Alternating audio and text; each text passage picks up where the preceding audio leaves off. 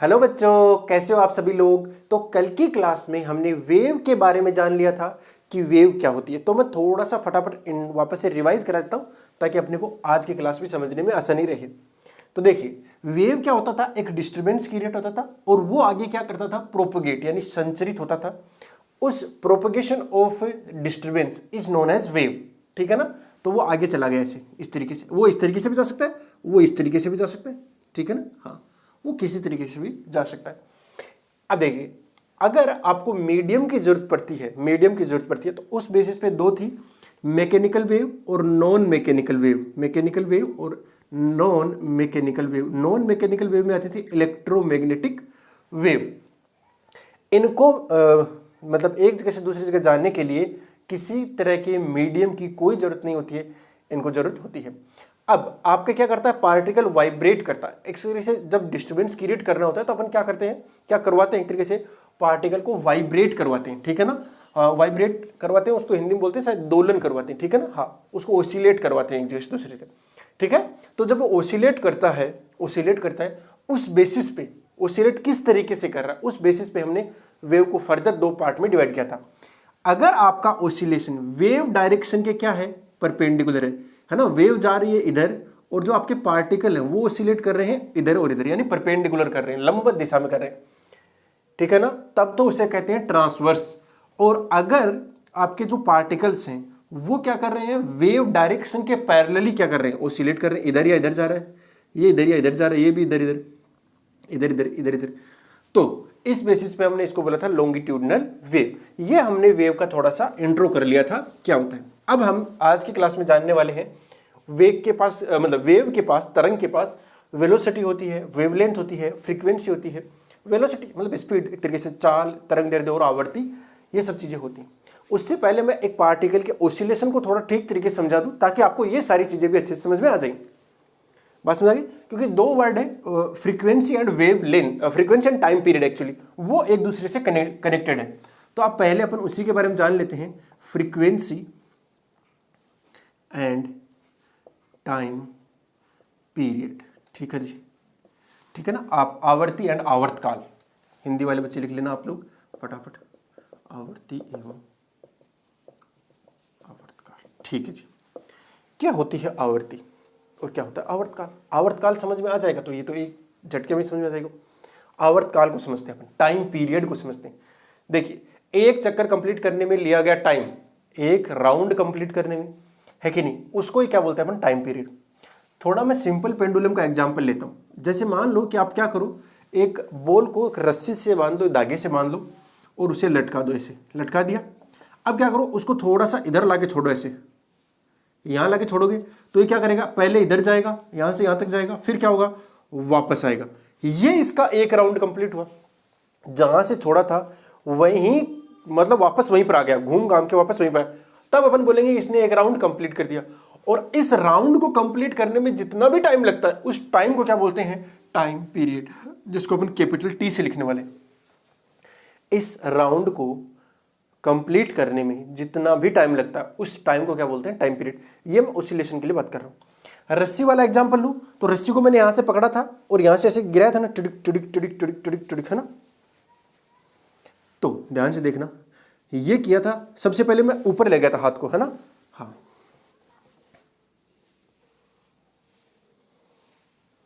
कुछ इस तरीके का आया था। तो देखने, जब मैं ऊपर ले गया, टिस टिस टिस टिस टिस टिस टिस टिस यहां तक ले गया, फिर वापस नीचे ले, टिस टिस टिस टिस टिस, फिर वापस ऊपर ले गया। ये इतना काम नहीं किया मैंने। तो यहां से यहां तक जितना भी मेरे को टाइम लगा उस टाइम को क्या बोलेंगे, टाइम पीरियड बोलेंगे।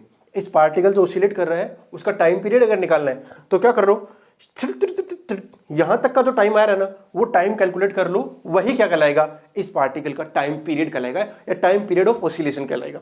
ओसिलेशन या दोलन का आवर्तकाल कितना हो जाएगा, एक चक्कर को पूरा करने में लिया गया समय, एक राउंड को, एक कंप्लीट, एक साइकिल को कंप्लीट करने में लिया गया टाइम क्या होता है भाई, आपका टाइम पीरियड होता है। तो टाइम पीरियड मैंने पहले आपका सर्कुलर मोशन में भी समझा रखा, फ्रीक्वेंसी, बट यहां मैं एक बार फिर से बता देता हूं क्या होता है भाई टाइम पीरियड। टाइम पीरियड होता है जो time taken by a particle to complete a cycle. ठीक है ना। अगर आपका पार्टिकल ऐसे घूम रहा है इस तरीके से सर्कुलर पाथ में घूम रहा है, तो सर्कुलर पाथ के एक चक्कर को पूरा करने के लिए लिया गया टाइम क्या कहलाएगा, टाइम पीरियड। इस तरीके से अपन डिफाइन कर सकते हैं किसी भी चीज को। ओके हाँ, जैसे अर्थ है, अर्थ रोटेट कर रही है अपनी एक्सिस पे रोटेट कर रही है, एक्सिस पे रोटेट कर रही है ना, खुद की एक्सिस पे, जिसकी वजह से दिन और रात हो रहे हैं। उसका टाइम पीरियड कितना है, 24 घंटे, क्योंकि 24 घंटे लग जाते हैं उसे अपना एक चक्कर पूरा करने में। बात समझ आ रही है ना। ये अपनी अर्थ हो गई और इस अर्थ को एक चक्कर पूरा करती है अपनी एक्सिस के अबाउट से घूमती रहती है, जिससे क्या होते हैं, दिन और रात होते हैं। अगर दिन और रात हो रहे हैं भाई किसकी वजह से, एक्सिस पर रोटेशन, तो उसको एक चक्कर कंप्लीट करने में कितना टाइम लगा, 24 घंटे। कितना टाइम लगा, 24 घंटे। तो वो उसका क्या बन गया, टाइम पीरियड बन गया। क्या बन गया, टाइम पीरियड। अब दूसरा जैसे ये कि सन के अराउंड वो चक्कर लगा रही है, सन के अराउंड उसे एक चक्कर कंप्लीट करने में कितना समय लगता है, 365 दिन का, 365 डेज का। तो वो उसके लिए क्या बन गया, टाइम पीरियड बन गया। उतने दिन क्या बन गया, उसका टाइम पीरियड बन गया। टाइम पीरियड समझ में आ गया ना। अब बात करते हैं फ्रीक्वेंसी की। तो भैया फ्रीक्वेंसी जो होती है, मैं ऐप से ही लिखूंगा, कुछ लोग जो है इस फ्रीक्वेंसी को ऐसे भी लिखते हैं, न्यू से, है ना, इस तरीके से। ये भी फ्रीक्वेंसी का ही सिंबल, बट मैं ऐप से लिखता हूं ताकि फटाफट ही समझ में आ जाए। ऐप मतलब फ्रीक्वेंसी, बस हो गया बात खत्म। ऐप का मतलब है कि कितनी बार हो रहा है, बस कितनी बार। इसका मतलब है कि एक सेकंड में कितनी बार, ज्यादा अच्छे से क्या है, एक सेकंड में कितनी बार, या एक सेकंड में कितने चक्कर लगाए। Number of cycle completed in 1 second. जैसे नीचे में लिख देता हूं, जैसे हिंदी में लिख देता हूं, एक चक्कर में को पूरा करने में लिया गया समय। नहीं, एक चक्कर को पूरा करने में लिया गया समय तो टाइम पीरियड हो गया। एक सेकंड में कितने चक्कर पूरे कर रहा है, हाँ, एक सेकंड में कुल चक्करों की संख्या क्या कहलाती है, आवर्ती कहलाती है या फ्रीक्वेंसी कहलाती है। फ्रीक्वेंसी क्या हो गया, number of cycle completed in 1 second. बस इतना ही है और कुछ भी नहीं है। जैसे अगर मैंने यहां पकड़ रखा है, मैंने 20 चक्कर पूरे कर दिए। कितने, 20 चक्कर। एक सेकंड में मैंने कितने चक्कर पूरे किए, 20 नहीं, एक सेकंड में, हाँ, 20 चक्कर पूरे कर दिए। तो इसकी फ्रीक्वेंसी कितनी हो जाएगी, 20 second inverse, 20 second inverse. Take 20 second, उसको हर्ट्ज बोलते हैं, यूनिट में करवा दूंगा। बट अभी ये ध्यान में रखो कि एक सेकंड में जितने भी चक्कर पूरे करेगा, उस चक्करों की संख्या को क्या बोलेंगे, उन चक्करों की संख्या को क्या बोलेंगे अपन, फ्रीक्वेंसी बोलेंगे। ये बात समझ आ रही है ना। जैसे मैं मान लेता हूं एक टाइम पीरियड कितना है, टी है। टाइम पीरियड कितना दे दिया हमने, टी दे दिया ना। टाइम पीरियड हम फॉर्मूला निकालने की कोशिश कर रहे हैं, टाइम पीरियड ऑफ ऑसिलेशन वो कितना है, टी है। इस टी का मतलब क्या हुआ, एक सेकंड में पूरे किए गए चक्कर, एक सेकंड में पूरे किए गए चक्कर, है ना। नहीं, एक सेकंड में पूरे किए गए चक्कर वो तो फ्रीक्वेंसी होता है। इसका मतलब है कि एक चक्कर को पूरा करने में लिया गया समय। तो टी क्या है, टाइम टू कंप्लीट 1 साइकिल।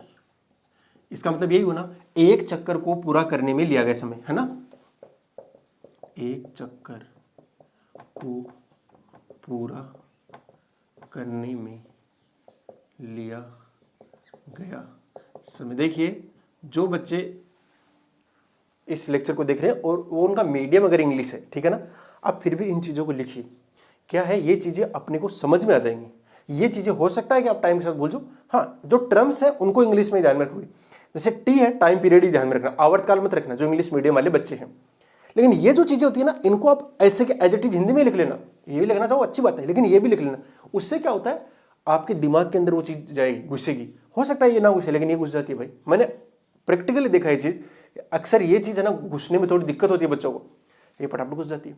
मतलब जो भाषा होती है ना एक तरीके की, वो कौन सी यूज करनी है अपनी सीखने के लिए। वर्ड जो टेक्निकल वर्ड है उनको इंग्लिश में याद रखेंगे। जैसे फ्रीक्वेंसी रखना, आवर्ती मत करना। जैसे वेवलेंथ ही रखना, तरंग दैर्ध्य याद मत करना, ठीक है ना। ये वाली बात बता रहा हूँ मैं।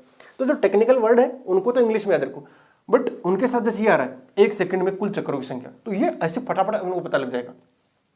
हो सकता है ये भी अच्छे से समझ आएगा, बट ये ज्यादा अच्छे से समझ आएगा, मुझे ऐसा लगता है। और एक्चुअल में होता भी है। टाइम टू कंप्लीट 1 साइकिल, एक साइकिल को जितना पूरा करने में। अब देखो ये तो टोटल टाइम हमने, तो मैं मान लेता हूं time to complete 1 cycle, time to complete 1 cycle कितना हो गया, टी। तो एक सेकंड में कितना करेगा, तो ये तो टी सेकंड में, ये कितने में है, टी सेकंड में है ना। मैं मान लेता हूं कितने में हो गया, टी सेकंड में। तो एक सेकंड में कंप्लीट करने वाले चक्रों की संख्या वो कितनी हो जाएगी भाई, 1/t। अरे नहीं जाएगी क्या, time to complete one cycle, वो तो वन ही आया ना, इधर तो क्या है वन, और ये क्या है टी सेकंड, टी सेकंड में कितने चक्कर कंप्लीट किए, एक, टी सेकंड में कितने चक्कर कंप्लीट, एक, तो एक सेकंड में कितना करेगा, वन अपॉन टी, ये तो आता होगा ना, ये तो सिंपल रूल है, एक ही यूनिटी रूल है, ये तो सबको आता होगा मेरे ख्याल से। तो ये क्या हो गया, वन अपॉन टी जो बनता है वही क्या बन जाता है, फ्रीक्वेंसी बन जाता है। वन अपॉन टी जो बनता है उसे क्या बोलते हैं अपन, फ्रीक्वेंसी बोलते हैं। तो एक सेकंड में कुल चक्करों की संख्या, एक सेकंड में कुल चक्करों की संख्या, वही क्या कहलाती है आपकी फ्रीक्वेंसी। तो frequency F is equal to कितना हो गया, वन अपॉन टी, इसको क्या बोलेंगे फ्रीक्वेंसी, वन अपॉन टी को क्या बोलते हैं फ्रीक्वेंसी। तो इसकी यूनिट क्या हो गई, अब यूनिट को ध्यान से देख लो, यूनिट क्या हो जाएगी, सेकंड इनवर्स, क्या हो जाएगी सेकंड इनवर्स, या ज्यादा अच्छा क्या है हर्ट्ज, एक साइंटिस्ट है हर्ट्ज, उनके नाम पे रखा गया, HZ लिख देते हैं हर्ट्ज। अब देखिए, जैसे अगर आपको बोला जाए कि किसी पार्टिकल की जो फ्रीक्वेंसी है वो कितनी है, 10 हर्ट्ज है, यानी वो एक सेकंड में कितने चक्कर लगा रहा है, 10 चक्कर लगा रहा है। आप अपना साइकिल का पहिया जब घुमा रहे हो, है कि नहीं, और उसकी जब फ्रीक्वेंसी मान लेते हैं आगे कितनी, 50 हर्ट्ज, इसका मतलब होगा, इस 50 हर्ट्ज का मतलब होगा कि एक सेकंड में कितने चक्कर पूरे कर रहा है वो, 50 चक्कर पूरे कर रहा है। जैसे आपके घरों में जो इलेक्ट्रिसिटी आती है ना, वो AC आती है, अल्टरनेटिव करंट आती है, DC नहीं आती, ठीक है ना, वो अल्टरनेटिव आती है। अल्टरनेटिव मतलब ऐसी आती है, वो चिड़ी चिड़ी चिड़ी चिड़ी चिड़ी, तो वो एक सेकंड में पता है कितने चक्कर पूरे करती है, 50 चक्कर पूरे कर रही होती है। हाँ, मतलब उसकी जो फ्रीक्वेंसी होती है वो कितनी होती है, 50 हर्ट्ज होती है, 50 हर्ट्ज होती है। आप बार बार याद कर लीजिए, यूनिट क्या होती है आपकी, सेकंड इनवर्स या हर्ट्ज होती है। तो फ्रीक्वेंसी क्या हो गया, one upon T, one upon T मतलब टाइम पीरियड। ये चीज अच्छे समझ में आ गई ना भाई, फ्रीक्वेंसी वाली बात अच्छे समझ में आई होगी मेरे ख्याल से, इसमें कोई दिक्कत नहीं होगी। तो फ्रीक्वेंसी इक्वल टू कितना हो गया, one upon T, one upon T का मतलब है टाइम पीरियड, है ना, कि एक सेकंड में कितने चक्कर पूरे कर रहा है, वही क्या बन जाएगी आपकी फ्रीक्वेंसी। ये अच्छा है, बहुत ही ज्यादा अच्छा है, क्योंकि अब अगली जो चीज मैं निकालने वाला हूं ना, इन दोनों के अंदर रिलेशन निकालने वाला हूं, मतलब तीनों के अंदर ही बेसिकली, इन ऊपर वाले तीनों में रिलेशन निकालना चाहता हूं। और जितने भी आपकी बुक के अंदर न्यूमेरिकल दे रखे हैं वो इन तीनों के ऊपर ही दे रखे, ज्यादा कुछ है नहीं, बट आपको वेव अच्छे से समझ में आती है। ये वेव के लिए बता रहा हूं मैं, चाहे साउंड हो, चाहे कोई सी प्रकार की वेव हो, कैसी भी वेव हो, हर प्रकार की वेव के लिए ये जो चीज अब करवाने जा रहा हूं वो वैलिड होगी, ये भी वैलिड है हर चीज के लिए, मतलब हर तरह के वेव के लिए। ओके, ये चीज आपको समझ में आ गई होगी। अब अगली चीज अपन करते हैं वेव के लिए, तो ध्यान से देखना, एक चक्कर पूरा कहाँ हुआ भाई, इसने जब वापस घूम घाम के, तब तक ये जो डिस्टर्बेंस क्रिएट किया था स्टार्टिंग में, वो यहां से यहां तक पहुंच गया होगा मेरे ख्याल से। फिर अगला इस तरीके से चल रहा है अपना काम, बढ़िया तरीके से, ठीक है ना। देखो, इनको बोलते हैं क्रेस्ट, ठीक है ना। हाँ, मैं कह रहा हूं आप इतना ध्यान नहीं मत रखो, जो डेफिनेशन मतलब बुक के अंदर दिखाई गई है ना, वो बता रहा हूं, ठीक है ना। हाँ, वो इतनी ज्यादा काम की भी नहीं है, और वो अच्छी नहीं लगती मुझे, पता नहीं क्यों।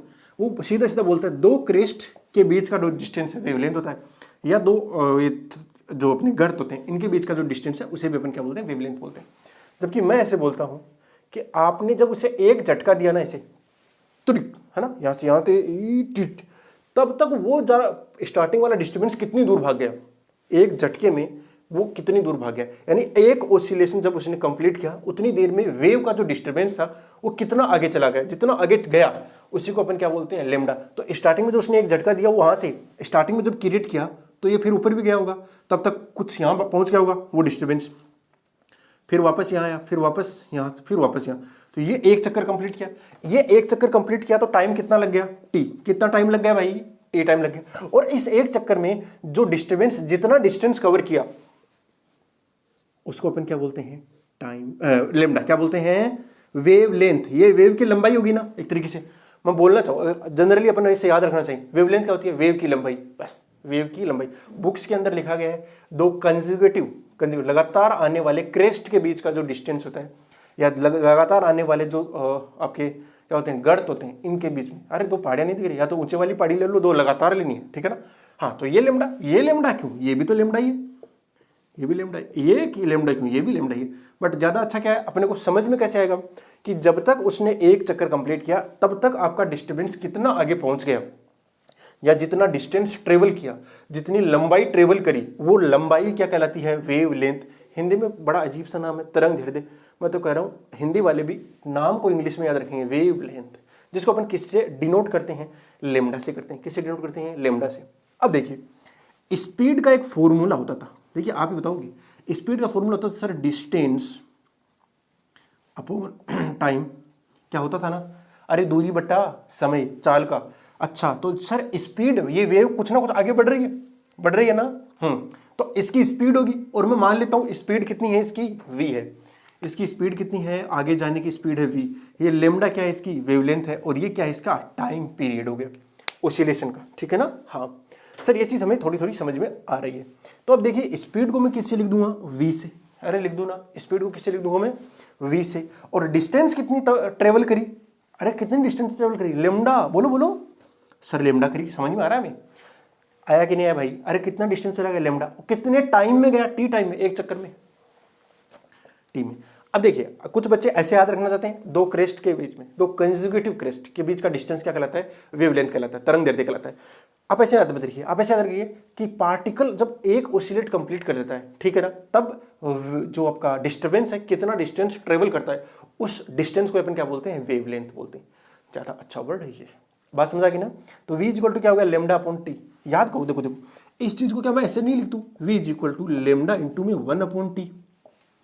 अरे एक ही तो बात है, मतलब मल्टीप्लाई करके अलग से लिख दिया, लेकिन 1 अपॉन टी क्या बन गया, फ्रीक्वेंसी बन गई ना। हाँ बन तो गई, इसका मतलब है v बराबर क्या आएगा, लेमडा इंटू में f। बोलो इस वाले फॉर्मूले में कोई दिक्कत है क्या, और इसमें दिक्कत होनी भी नहीं चाहिए, बहुत सी बार आपको काम आएगा, 11th क्लास में, 12th क्लास में, बहुत हर जगह काम आने वाला है ये फॉर्मूला, बहुत ही काम का फॉर्मूला है। v बराबर लेमडा f, v बराबर लेमडा f, याद कर लीजिए, v बराबर लेमडा। v क्या है, स्पीड होगी, लेमडा क्या है, लेमडा क्या है, वेवलेंथ है, f क्या है, फ्रीक्वेंसी, f क्या है, फ्रीक्वेंसी। ये तीनों के अंदर रिलेशन है, और ये चीज आपको अच्छे से समझ में आ गई होगी। इसके अंदर तो और कुछ समझाने लायक है ही नहीं ना, नहीं है ना। हाँ अब देखिए, जो साउंड वेव होती है ना, उसके अंदर क्या होता है, वो प्रेशर की वेव होती है, एक तरीके से प्रेशर क्रिएट करती है हवा के अंदर, ठीक है ना। तो उसमें क्या होते हैं, कंप्रेशंस और रेयरफैक्शंस होते हैं, ठीक है ना। बस जस्ट मैं एक बार थोड़ा सा बता रहा हूँ, जब मैं साउंड मतलब बताऊंगा अच्छे से, तब उसके अंदर दोबारा करा दूंगा। तो यहाँ क्या होता है, एक बार क्या होता है, रेयरफैक्शन, अरे मतलब एक बार तो क्या होता है, डेंसिटी बहुत ज़्यादा बढ़ जाती है, घट जाती है, बढ़ जाती है, घट जाती है, प्रेशर भी बढ़ जाता है, इस तरीके से काम होता है। पार्टिकल्स होते हैं वो एक बार तो क्या होते हैं, बहुत ज़्यादा पास पास आ जाते हैं, पास पास आते हैं, एक बार क्या होते हैं, बहुत ज़्यादा दूर, तो ऐसे चलता है, फिर पास पास आते हैं, फिर दूर दूर दूर दूर ऐसे, फिर पास पास ऐसे। तो जो पास पास आ रहे हैं इनको अपन क्या बोलते हैं, क्रेस्ट बोलते हैं, एक तरीके से। उल्टा मान लो, यहाँ जो एकदम क्या बन रहा है, कंप्रेशन हो रहा है, कंप्रेशन हो रहा है साउंड के अंदर, उसको अपन क्या बोलते हैं, क्रेस्ट। और दो कंसेक्यूटिव कंप्रेशंस या रेयर फ्रिक्शंस के बीच का डिस्टेंस क्या होता है, आपका वेवलेंथ होता है, ठीक है। अगर समझ में आया तो ठीक है ना, वरना छोड़ो, साउंड वाला जब बताऊंगा, साउंड की प्रॉपर्टीज वगैरह उन सब के अंदर, तो इसमें दोबारा आ जाएगा। बट अभी के लिए ध्यान रखो, v बराबर कितना आ गया, लेमडा एफ। v बराबर कितना आया, लेमडा एफ। v बराबर कितना आया, लेमडा एफ। बार बार इसलिए बोल रहा हूँ ताकि आपको ठीक तरीके से समझ में आए। हमने कैसे निकाला, हमने निकाला कि एक चक्कर पूरा किया तो कितना टाइम लग गया, t। उतने टाइम में वो कितना आगे चला गया, अरे वेवलेंथ के बराबर, जो डिस्टेंस उसने ट्रेवल किया वो वेवलेंथ के बराबर आ गया, लेमडा के बराबर आ गया। अब उसमें क्या कर दो, टाइम का डिवाइड कर दो, तो क्या आ जाएगी, स्पीड। टाइम क्या है, 1 अपॉन टी, क्या फ्रीक्वेंसी, v बराबर क्या आ गया, लेमडा। बस ये रिलेशन बहुत ही सिंपल है और बहुत ही अच्छे से समझ में आ गया होगा आपको, ये वेव के बारे में ही है। ओके, अब कुछ एक क्वेश्चन है वो कर लेते हैं। ओके, तो आपकी बुक के कुछ एक क्वेश्चन हैं जिनको डिस्कस कर लेते हैं। फॉर्मूला आपको क्या ध्यान में रखना है, v बराबर एफ लेमडा, ठीक है जी, इसमें कोई दिक्कत नहीं है। v की यूनिट क्या होती है, मीटर पर सेकंड होती है, f की यूनिट क्या होती है, सेकंड इनवर्स, क्या होती है, सेकंड इनवर्स होती है, और लेमडा सेकंड इनवर्स होती है, हर्ट्ज भी होती है, ठीक है ना, आप दोनों ध्यान में रखेंगे। और लेमडा क्या होती है, मीटर। तो वापस मीटर पर सेकंड बराबर मीटर पर सेकंड ही आना था वैसे। तो आपका 12.1 जो क्वेश्चन है वो क्या कह रहा है, किसी साउंड की जो फ्रीक्वेंसी है वो 2 किलो हर्ट्ज है। f बराबर कितना है, 2 किलो हर्ट्ज। 2 किलो का मतलब होता है 1000, किलो का मतलब भी क्या होता है, 1000। जब भी किलो लिखा जाए उसका मतलब आप 1000 समझ जाना। जैसे 1 किलो और आगे लगा दिया मीटर, तो 1 किलोमीटर का मतलब है 1000 मीटर। जैसे लिख दिया 1 किलो, आगे लगा दूं मैं ग्राम, तो इसका मतलब हो गया 1 किलोग्राम, यानी 1000 ग्राम। अगर मैं लिख दूं 1 केबी, ऐसे लिखते हैं ना, आपकी स्पीड आती है इंटरनेट की, केबी में आती है, एमबी में आती है, वैसे के का मतलब था किलो बाइट, ठीक है ना। बस ये चीज है, किलो, के का मतलब क्या होता है, किलो, जस्ट किलो, 1000, कुछ नहीं है, आगे तो लगेगी यूनिट, ठीक है ना, वो तो प्रीफिक्स है, किलो तो क्या है, प्रीफिक्स है एक तरीके का। तो फ्रीक्वेंसी बेसिकली कितनी हो गई, 2000 हर्ट्ज हो गई। ये है 2000 हर्ट्ज का मतलब है कि एक सेकंड में कितने चक्कर पूरे कर दिए होंगे, 2000। बढ़िया सर।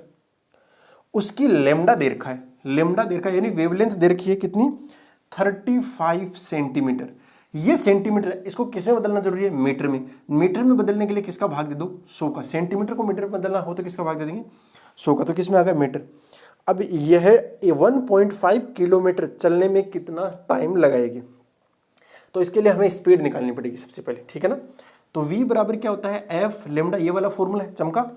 तो जैसे ही v अपने पास आ जाएगा फिर तो मैं डिस्टेंस कितना टाइम लगाएगी, जैसे 1.5 किलोमीटर, इसका मतलब होगा 1.5 किलोमीटर 1500 मीटर। ओके सर, तो v बराबर फ्रीक्वेंसी कितनी है 2000 इंटू में ये कितना होगा 35/100 कर दो, कड़िक कड़िक कड़िक कड़िक, कितना आ गया है 35 दूनी 70, 35 दूनी 70 और जीरो और लगा दो 700।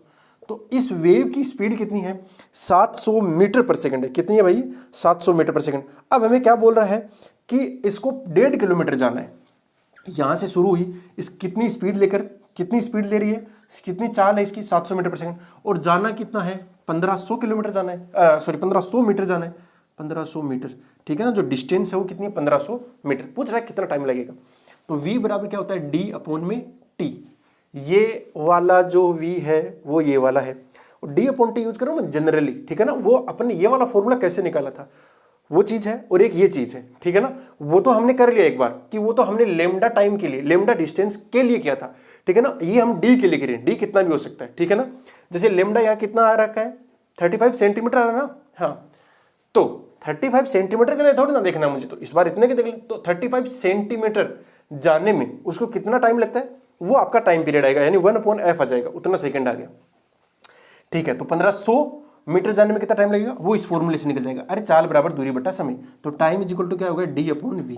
d कितना दे रखा है आपको 1500 अपॉन में, v कितना है निकाला अभी 750, जीरो जीरो के 15/7, 7 दूनी 14, 7 दूनी 14 बच गया, एक आएगा कितना, एक 2.1 सेकंड आ रखा है, 2.1 सेकंड, बढ़िया।